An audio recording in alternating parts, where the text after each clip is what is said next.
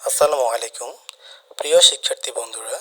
আজকে আমি তোমাদের দেখাবো কিভাবে নম্বর সহ এসএসসির মার্কশিট দেখবা।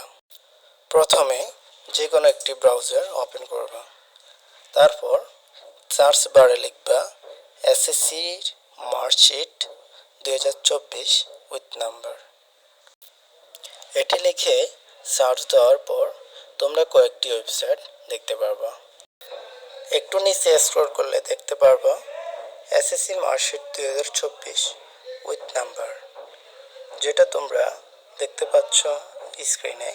আমি এখন মার্ক করে দিচ্ছি, ঠিক এটার মধ্যে তোমরা অ্যাক্সেস করবা।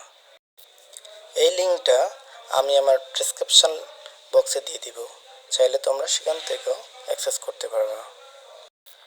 লিঙ্কে অ্যাক্সেস করার পর তোমরা নিচে স্ক্রল করবা। স্ক্রল করার পর তোমরা দেখতে পারবা ঢাকা এডুকেশন বোর্ড। তোমরা যদি ঢাকা এডুকেশন বোর্ডের হয়ে থাকো তাহলে এই লিঙ্কে অ্যাক্সেস নেবে।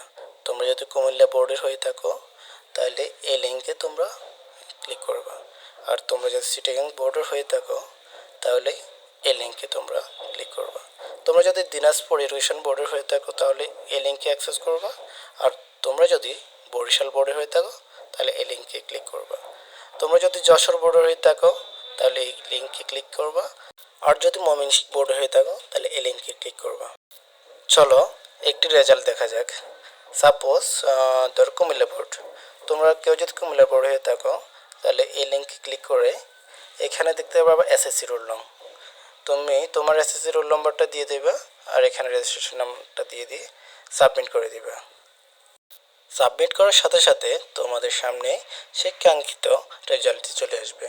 তোমরা চাইলে এখান থেকে প্রিন্টও দিয়ে দিতে পারো, কিন্তু আমি প্রিন্ট করছি না, ক্যান্সেল করে দিচ্ছি। তোমরা এখানে দেখতে পারবা তোমরা কোন সাবজেক্টে কত পেয়েছো, বাংলা কত পেয়েছো, ইংলিশে কত পেয়েছো, ম্যাথে কত পেয়েছো, সকল সাবজেক্ট কত পেয়েছো, কোন গ্রেড পেয়েছো, সবই তুমি দেখতে পারবা। ধন্যবাদ। আসসালামু আলাইকুম।